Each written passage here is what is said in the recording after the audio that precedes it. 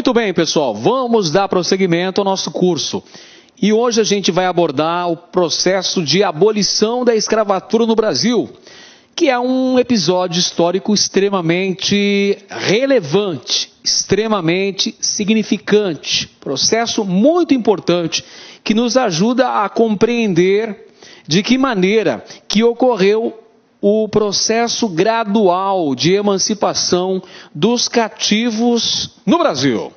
Bem, interessante nós termos em mente o fato de que a mão de obra predominante durante os períodos colonial e imperial no Brasil foi a escravidão. A escravidão permeou todas as atividades econômicas desenvolvidas no circuito produtivo aqui no Brasil. Você teve, por exemplo, a utilização de mão de obra escrava na agricultura comercial, no cultivo de cana-de-açúcar, no cultivo de algodão, de café, por exemplo. Tivemos também a utilização de mão de obra escrava nos árduos trabalhos da mineração. Os escravos estavam envolvidos em atividades urbanas, em atividades rurais. Tínhamos também escravos domésticos realizando uma série de tarefas nas casas de seus senhores. Tivemos também escravos urbanos que atuavam nas ruas das vilas, dos arraiais e cidades brasileiras, os chamados negros de ganho. Enfim, a escravidão esteve nas mais variadas atividades econômicas no Brasil. Entretanto, já no início do século XIX, a modalidade de trabalho escravo começou a receber grandes contestações, principalmente no continente europeu. A Inglaterra, por exemplo, a partir de 1807, começou a condenar veementemente a utilização do trabalho escravo. E olha que a Inglaterra tinha participado ativamente do comércio de escravos.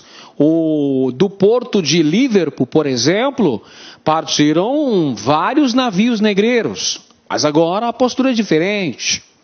O parlamento britânico resolveu começar a fazer uma campanha contra o tráfico negreiro.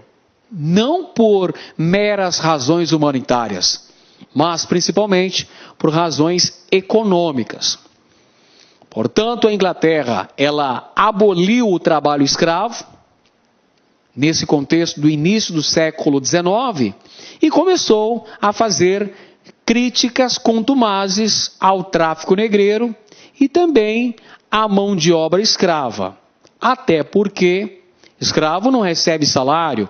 Se não recebe salário, não é economicamente ativo, não compra, não é um consumidor em potencial. A Inglaterra pressionou inicialmente Portugal, durante o período colonial brasileiro, e depois de nossa independência política, a Inglaterra também exerceu pressão sobre os governos imperiais do Brasil, sinalizando pela extinção do tráfico de escravos. A Inglaterra, nesse período, século XIX, adota uma série de medidas contrárias à manutenção do tráfico negreiro. E o Brasil se vê forçado a assinar esses acordos. Mas é preciso dizer que o Brasil não cumpre esses acordos com a Inglaterra. Afinal de contas, o tráfico negreiro se constituía numa atividade econômica extremamente significativa, que gerava em torno de 1000% de lucros. Imagina isso, uma atividade que gera 1000% de lucro. É claro que é uma atividade extremamente significativa. Os escravos que eram adquiridos nos entrepostos localizados no litoral africano eram vendidos nos mercados de escravo no Brasil a peso de ouro. É claro que, com tudo isso, os traficantes de escravos, os mercadores de escravos, enriqueceram-se muito. com o tráfico negreiro. E o processo abolicionista no Brasil, ele foi lento e gradual, foi gradativo, a passos de tartaruga. Muito moroso esse processo, que acabou perdurando durante cerca de 80 anos. Então, para acabar com a escravidão em terras brasileiras, nós tivemos um processo extremamente lento, um processo muito gradual, que foi conduzido pelo parlamento brasileiro do jeito que a aristocracia, que fazia uso da mão de obra escrava, desejava. Ou seja, uma emancipação lenta e segura. Uma emancipação muito morosa. Até porque a mão de obra escrava sustentava a nossa economia durante a primeira metade do século XIX, principalmente. Mas ocorreram diversas pressões sobre o tráfico negreiro no Brasil. Nós temos, por exemplo, a pressão exercida pela Inglaterra, que faz com que o governo imperial se comprometa a acabar com o vil comércio, ou seja, com o tráfico negreiro. O governo imperial passa a analisar o fim do tráfico. Desde a época do período joanino, a Inglaterra já sinalizava a Portugal em relação ao tráfico negreiro. Com a independência do Brasil, os ingleses começaram a negociar com Dom Pedro I para que ele também desse fim a essa infâmia. E no reinado de Dom Pedro II, o longo reinado de Dom Pedro II, que vai de 1840 até 1889, a Inglaterra também bateu duro nessa questão, exigindo que o Brasil acabasse de vez com o tráfico negreiro. Só que isso, evidentemente, contrariava os interesses econômicos da elite escravocrata, que fazia uso dessa modalidade de trabalho. A justificativa para essas pressões inglesas sobre o tráfico negreiro, sobre a escravidão no Brasil, inicialmente seriam razões humanitárias. Só que isso é uma justificativa, é um pretexto. Na verdade, sabemos que os fatores determinantes para esta veemente crítica por parte da Inglaterra em relação ao tráfico de escravos e também à vigência da escravidão no Brasil eram razões econômicas. A Inglaterra queria desestimular o trabalho escravo no Brasil no sentido de promover uma elevação substancial no mercado consumidor brasileiro. Essa era a real intenção da Inglaterra, eram os reais fatores, os fatores preponderantes que fazem com que a Inglaterra passe a criticar cada vez mais o tráfico negreiro, a vigência da escravidão no Brasil durante o século XIX, já visando o aumento do mercado consumidor. A Inglaterra, no ano de 1845, aprovou uma importante lei, denominada Bill Aberdeen. Vamos analisar o contexto histórico em que ocorre a aprovação da referida lei. 1845, temos então meados do século XIX, gente. Um ano antes, ou seja, 1844, o parlamento brasileiro havia aprovado a lei, uma lei interessante, a chamada Tarifa Alves Branco.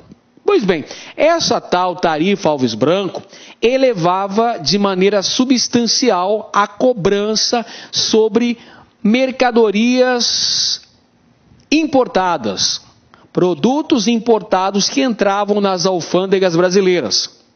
Isso afeta especialmente os comerciantes ingleses, pois estes até então pagavam apenas e tão somente 15% de imposto nas alfândegas brasileiras. A partir da decretação da tarifa Alves Branco, eles passaram a pagar entre 30% e 60%. Portanto, dobrou e quadriplicou a cobrança desses impostos. É lógico que os ingleses ficaram muito irados com a aprovação dessa referida lei. E qual vai ser a represália da Inglaterra? Eles vão decretar o chamado Bill Aberdeen, 1845. Vamos explicar o que foi essa lei. Esta lei dava para a Marinha de Guerra britânica o direito de aprisionar navios negreiros no Atlântico. Com isso, os ingleses acabaram apreendendo cerca de 625 embarcações brasileiras. Cerca de 625, olha, um número expressivo, cerca de 625 embarcações brasileiras acabaram sendo aprisionadas, apreendidas pela Marinha Britânica. Esses navios conduziam escravos para o Brasil. Então a Inglaterra visava atingir a questão do tráfico negreiro para o Brasil. Mas observe com atenção este gráfico que foi extraído da obra da senzala A Colônia, de autoria da historiadora Emília Viotti da Costa, que aponta para uma elevação sistemática do número de escravos que entraram no Brasil. Veja, 1845, que é a data da decretação do Bill Aberdeen, 19.453. 1846, 50.325. 1847, mais de 56 mil escravos entraram no Brasil. 1848, 70 mil.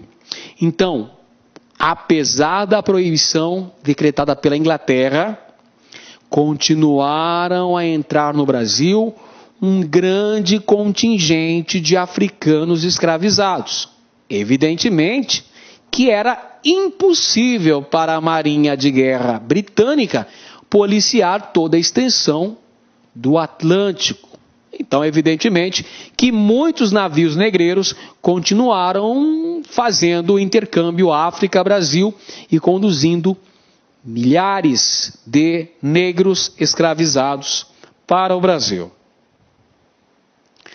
No ano de 1850, foi a vez do parlamento brasileiro aprovar a lei Eusébio de Queiroz.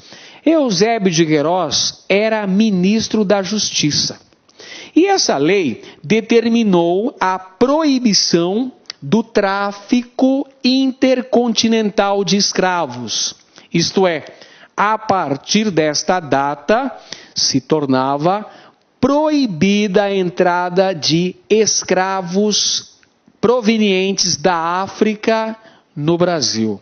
Então, desta vez, é o parlamento brasileiro que aprovou uma lei proibindo o tráfico de escravos. Mas veja, esta lei proibiu o tráfico externo de escravos, a obtenção de novos lotes de africanos escravizados para serem trazidos para o Brasil. Esta lei não impediu, por exemplo, o tráfico interno de escravos. E também ela não impediu a ocorrência da escravidão no Brasil.